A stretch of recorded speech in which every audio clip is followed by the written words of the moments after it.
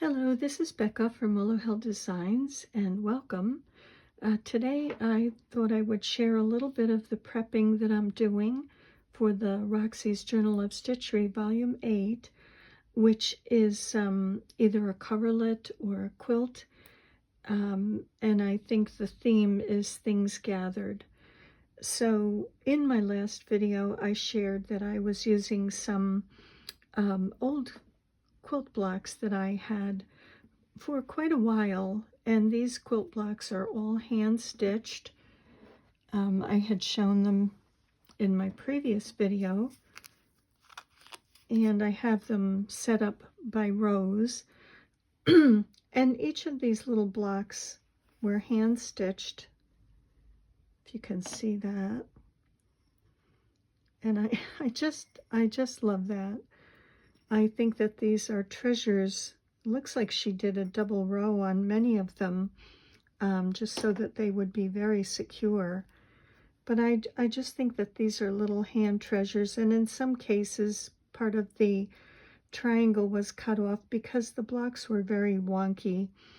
And in order to make them uniform, I had to choose a size that I could cut them all down to. I had to choose the smallest block and then cut them down to that size. So in some cases, some of the triangles are cut off, but I don't mind that. I think it kind of adds to the charm in the story. And what I decided to do on these was to put a square of batting behind each of these little pieced blocks, these vintage pieced blocks. And the reason for that is that I would like to do this kind of a quilt as you go little coverlet or quilt. And so when I work on my these little hand stitch blocks will be alternated with these these will be my base blocks for my slow stitching. So the slow stitching will be alternated with the little hand piece blocks. And then once this is all hand quilted and this is slow stitched, I'll just put them together, stitch them, and go across the row that way. So I thought I would cut pieces of batting rather than put the whole thing together, then batting, and then a backing and hand quilt the whole thing. I just don't enjoy trying to quilt across a very large piece of fabric, and that's why I'm doing it this way, because I'll just be hand quilting little sections here. And I tested out two blocks that had a square of batting onto them and did a little stitching on there. You can probably see it on this to see what it would look like. And once they're joined, and then I hand stitched these two blocks squares together and then pressed the seam open, and it's really fairly flat. It's not anything all that bulky. So I think it will be fine to do these the same way. So again, what I did was I just cut squares of batting, and I don't remember the size of this block. Let's see, just quickly, I cut squares of batting that were 6 1/4 inches, 6 1/4, and this 6 1/2 by 5 1/2 approximately squares of batting to go with these, or this is a rectangle and this is a square. And I wanted to just share, I did not cut this batting by hand because I didn't want it to be uneven so that it would add more bulk to the seam. I thought if I just cut it cleanly with the size of the block, it'll kind of reduce some of the bulk in there. And just a little tip that I would share Let me just pop this to keep my rows so I know what is what. But I would say a little tip would be, if you're using a rotary cutter to cut your batting, if anyone has ever done that before where they've cut batting on a rotary cutter mat using your rotary cutter, not a scissors, you get all the fluff from the batting stuck in your mat. And this was the mat I used to cut these blocks out, and I just used, trying to get that out of the, where the rotary, the blade kind of makes a little channel in your mat, even though it is self-healing. I just used a high polymer eraser. This I just keep in my desk for sketching, but it worked really nicely. And if you just rub that along where you have the batting, I mean, there was a lot of batting stuck in here, stuck in this mat. So if you just take an eraser, I don't know, maybe a plain rubber eraser would work as well. I used the high polymer because that's what I had. But so if you are cutting batting pieces to go with your coverlet and using a rotary cutter, it's nice to use that eraser to clean your mat up a bit. So this, I'm working on row 2. Here I've already done row 1, and the reason that I went ahead to do these is because when I am given the prompt for the slow stitching, whatever the prompt will be for our first piece, and this again is my background that I've prepared. I know some people are making the large background like a tablecloth or whatever, but this is my prepared backing.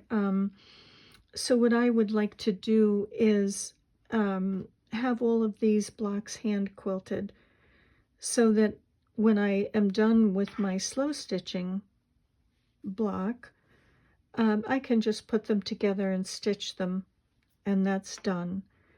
And also, let's see if I have a doily here. Let me see, 1 second, I'll grab one.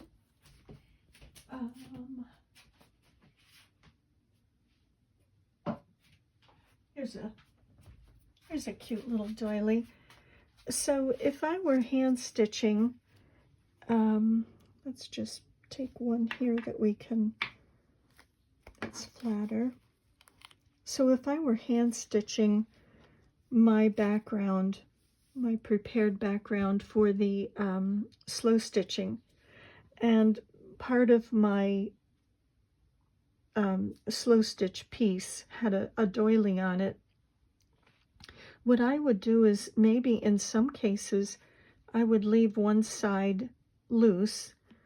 I wouldn't stitch that, and then when it's joined together like this, let's see, I'll just take a pin quickly and put that together.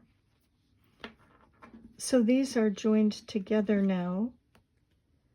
And then what I might do is have this doily come over onto this little vintage block, or maybe a piece of lace, or some trim or something may come over into these hand stitch blocks.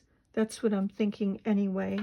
So that's why I wanted to hand quilt these blocks prior to starting the slow stitching. And what I have done was just gone through and marked all of the blocks with a friction pen. If it's a dark color or a solid color, I would just use a chalk pencil. Let's see if we have anything like this pink one. I would not use the friction pen on this, because generally when you iron this out on a solid darker color, you'll still see a white line there. So this is a chalk marker here. Same like with this. This has chalk marker for the lines, and I need lines because I can't stitch. Apparently I can't stitch straight, and so a straight line to save my life.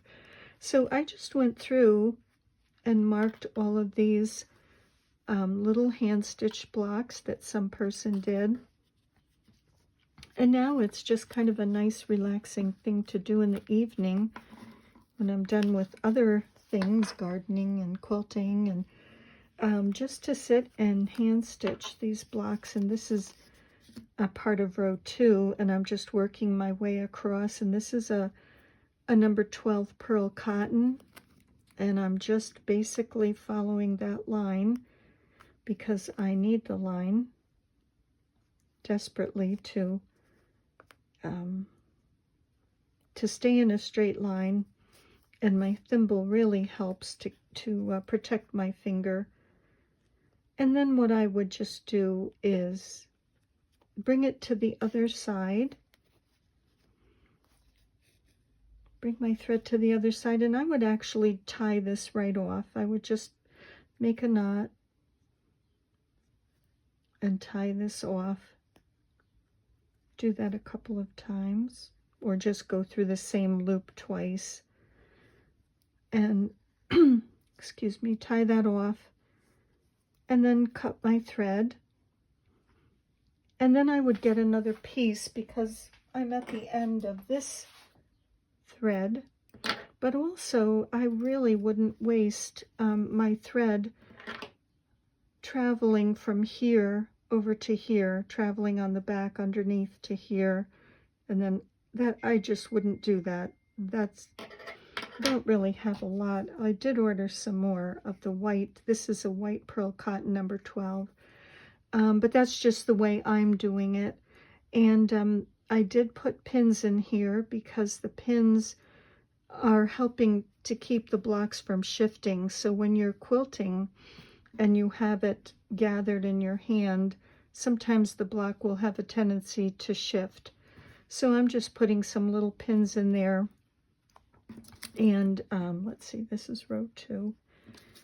So I'm just putting some pins in there, and that helps the block to stay nice and aligned as I'm hand stitching, hand quilting. And these are the ones that I've done so far. Just row 1 has been done. And I'm just not good at this, but I do like the way it looks. This, thank goodness you can't see my stitches so well. And with the friction pen, you just really iron it off, but there is some stitching on there.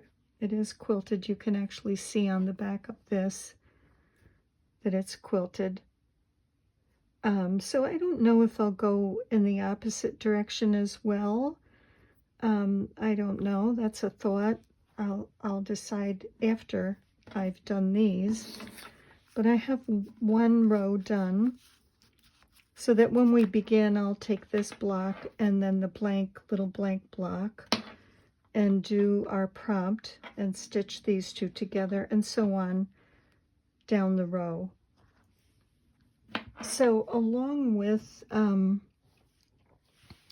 the things that are gathered, and I had shown them in the last video, are some hankies and some dresser scarves, some lace doilies. So these are some of the things that I'll be adding in case you didn't see the first video. And in here are some, wrong side, some vintage yo-yos that I have collected. So these have been gathered over time. And lastly, what I thought I would do, being that the theme, I should put this needle with this block so that I don't lose it. And so lastly, to go along with the gathered theme, these are some little hand embroidered. I'm just going to move up a tiny bit. These are some I'll just adjust this, I'm sorry.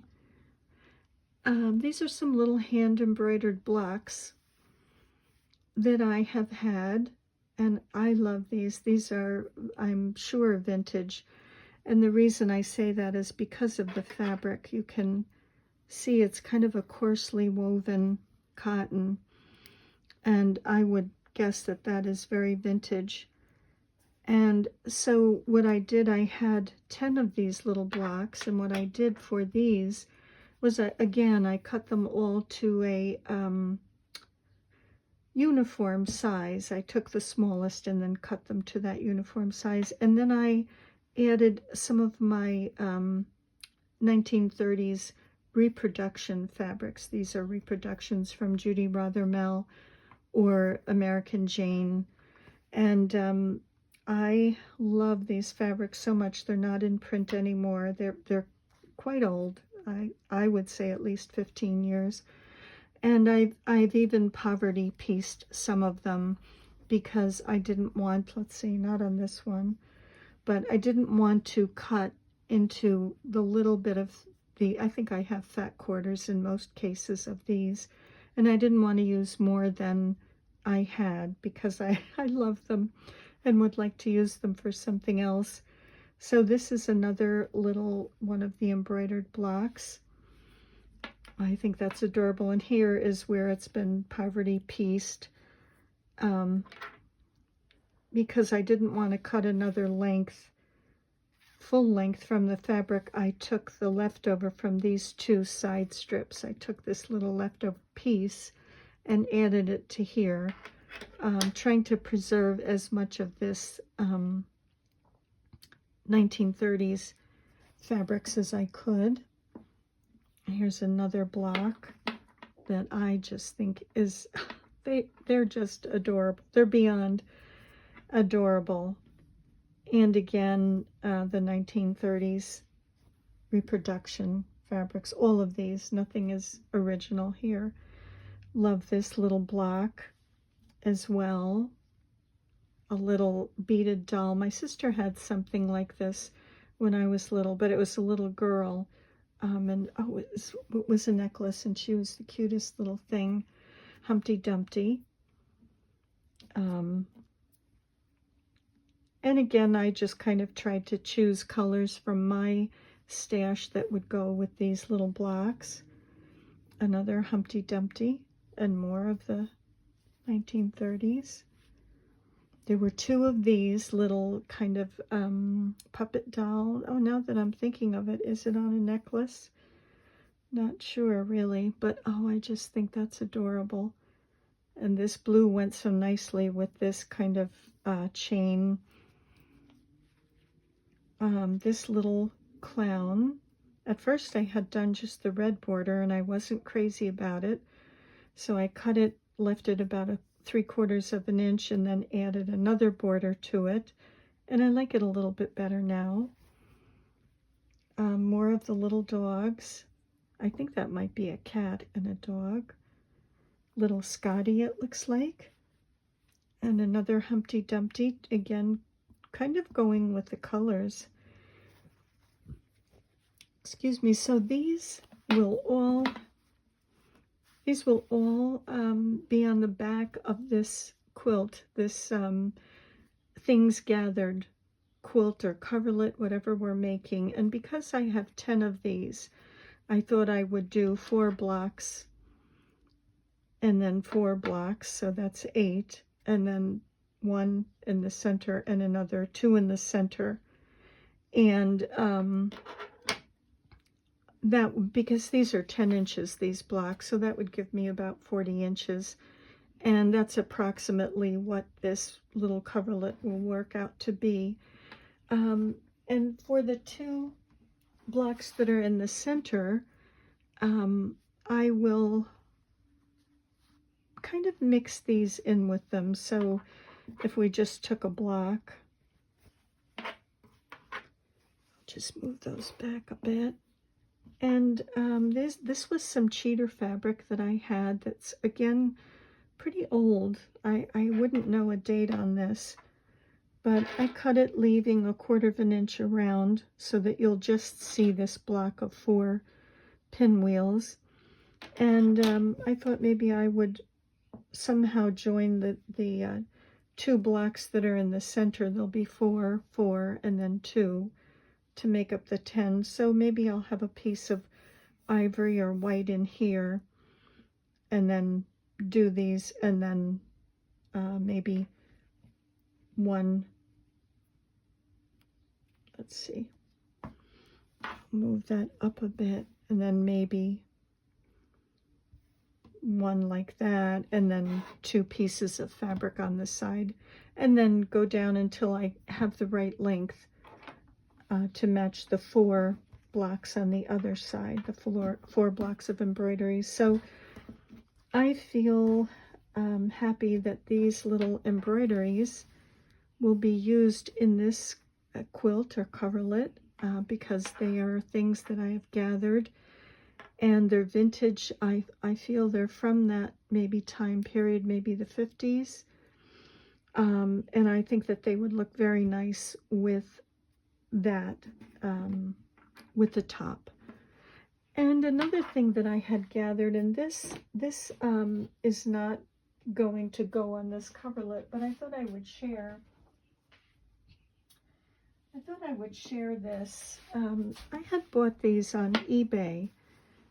These was a lot of 350 bow tie blocks.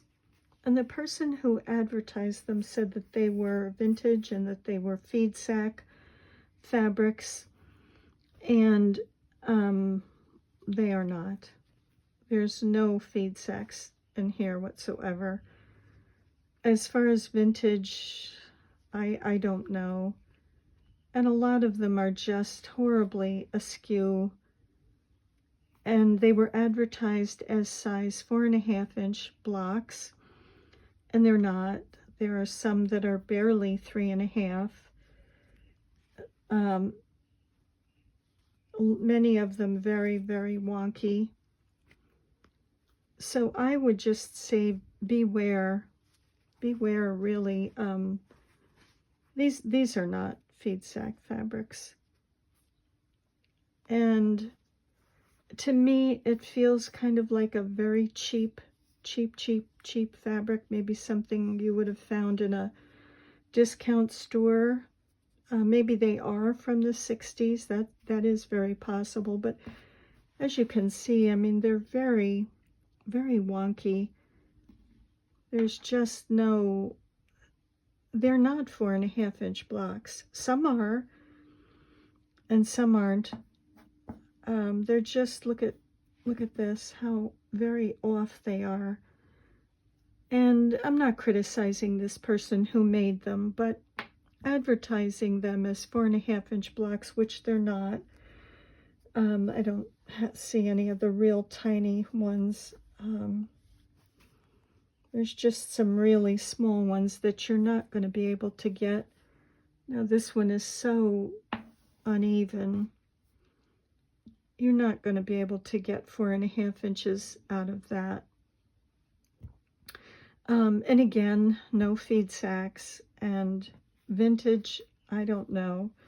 I would say vintage Walmart, Kmart. I don't know. But so be very wary of that. Kind of research more if you can. So I was really kind of, disappointed in this and disturbed by it. And I really just was almost going to toss them. I just was that discouraged, thinking, oh gosh, these are not what I thought they were. Well, then I felt very bad, of course. I felt like somebody went through the trouble. They are hand-pieced, if you can see. They are hand-pieced. I mean, somebody did take their time, and it looks like she tore strips of the white fabric, if you can see that. The strips of the white are all torn. They have the rough edge. But the print fabric seems to have been cut. And I think much of this is from clothing. I think some of it is from commercial fabric. But I like this. I mean, I think that this is probably commercial fabric. But this one could be clothing. This one could be clothing. Some are very, very, so fine. They almost look like they could be from sheets. maybe I'm thinking, and as you can see how very wonky they are. And as I said, you can't get a 4.5-inch block out of them. So I was going to toss them, and then I said, no, that's silly. So what I did was I have been going through, I haven't even counted to see if there were 350. I trusted her. But I've been going through and cutting them. So I would consider these my little gathered things. They could kind of go with the theme of this video, but they won't be used in that coverlet. Now look at this. You really couldn't get an even amount on this side and on this side of the spool. So it's just going to be that kind of a spool. But once they're cut, this feels like it might have been someone's clothes. And this one as well. This feels like clothing. Possibly. Maybe someone's shirt here. I don't know. This one I'm not positive about. It almost feels like a drapery fabric, but maybe this is what she was considering feed sack. It doesn't look like anything I have in my feed sack book, but I mean, I think they're very cute cut down, you know, going from this wonkiness. Let's see, some of the, you know, there's some of them that are really very wonky, to these. And I cut these at 4 inches, so they will finish at 3.5. And I've just put them in piles of 10 so that I can easily count them when I'm all done trimming. Hopefully there are 350 there. But interesting. It's interesting. Let's see, we'll just put it that way. So I just thought I would say buyer beware, because truthfully you just never know. Like these, this is definitely not feed sack fabric. This is, you know, Walmart, Kmart, one of those places. And this, I don't know what to think of this. It's pretty different. This. But the white is a very fine, I would say maybe a white bleached muslin. I don't know. Some of them I just find horrendously not pretty. I hate to say ugly, but oh, there's some green ones in here that I just want to throw out. But of course I feel guilty throwing them out. But look at this. This is just not, look at this. This is not a 4-inch block. You could never get a 4-inch block out of that. There's no way. Here's my little ruler that I've been using. You would have to cut that to 3.5. So if you wanted to keep this all a uniform project and use all of these in one project, you really couldn't. But oh, that green is just, I don't know, I can't do it. But I will cut them down. And this orange and brown, I'm sorry, I hope I'm not offending anyone if you like this, if this is your taste, but I just can't. But I will cut them down, and then I will decide. I mean, this one certainly we could get maybe 4.5 out of that. Yeah, but you couldn't get 4.5 this way. So you see where it goes way in here. So that was rather disappointing. And I'm not going to blame this woman. I mean, maybe she truly thought they were had contained feed sack fabrics. I don't know. But I would say before you advertise something, be very careful about what you put out there. Make sure that what you're advertising is what you're actually selling. So back to this happy little not an unhappy accident, but back to this happy little project. I will continue hand quilting these, and if you stuck with me this long, thank you, because I think I've rambled a lot. But anyway, thank you very much for joining me today, and I'm hoping you're enjoying getting prepared for the Roxy's Journal of Stitchery, Volume 8, Things Gathered project, and I'm wishing you many blessings. Bye for now.